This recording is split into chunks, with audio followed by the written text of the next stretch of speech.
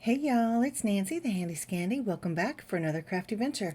Today we're going to mix things up a little bit. Instead of doing Halloween, I'm going to do a fall inspired card.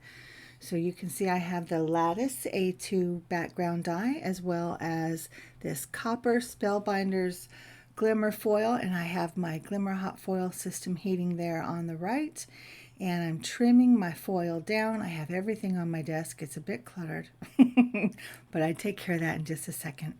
So you can see I'm kind of struggling to cut this foil, and if you've ever used foil, pardon me, if you've ever used foil, you know that it can be stubborn.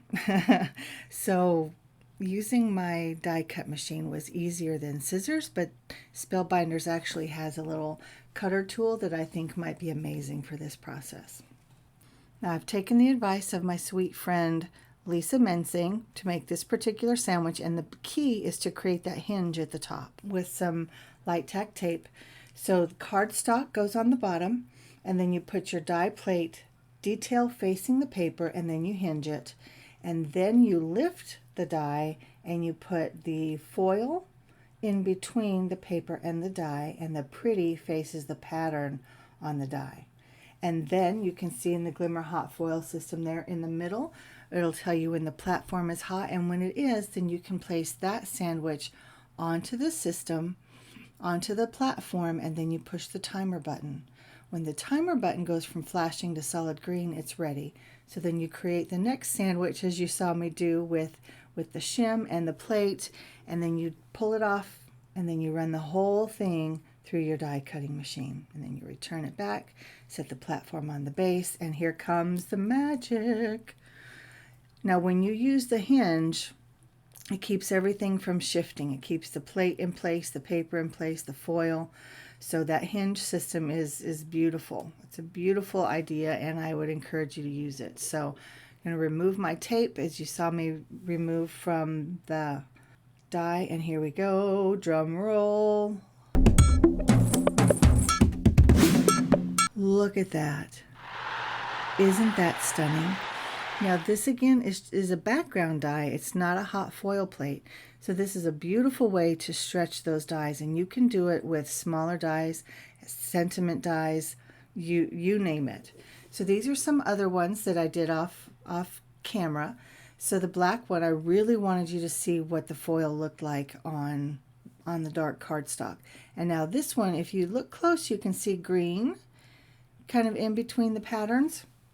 Remember a few months ago when I got all inky and painty and messy with the green pigment powders? That's left over from one of those, and I just thought that green would be fun coming through. So I decided that would be the one that I make my card with, as you can see on the screen. So I have used this beautiful sunflower background stamp. It's red rubber. Of course, everything is from Whimsy and will be linked downstairs for your convenience. So I stamped, not detailed, embossed, and then I used watercolor markers to color it in. And it wasn't watercolor paper, so it got a little touch and go for a minute.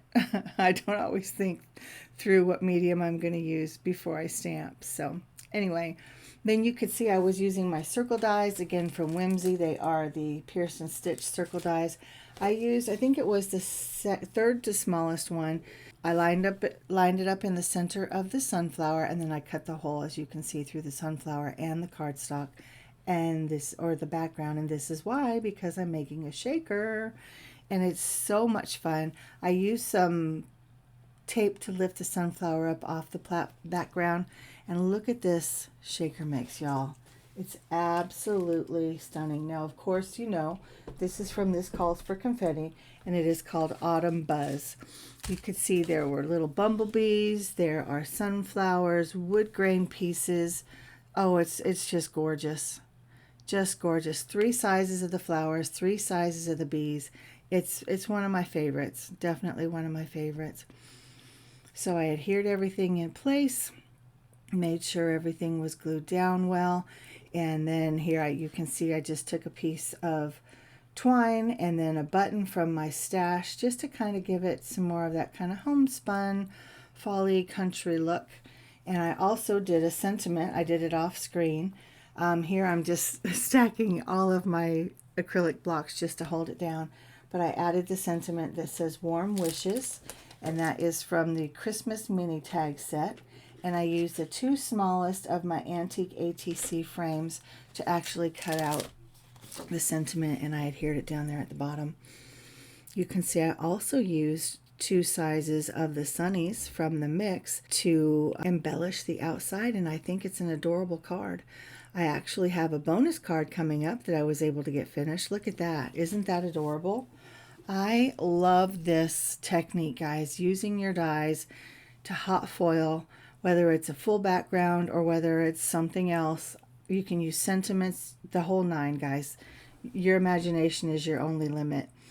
So tell me what you think. Tell me if this is something you have done or would do in the future. And did you already know that this was something that you could do? Have you done it? What's been your experience? I want to know. Thanks, guys, again for spending some time with me this morning. If you would like, subscribe, and I'll meet you downstairs in the comments. And until the next video, guys, this has been Nancy, the Handy Scandy. Mwah! I'm out.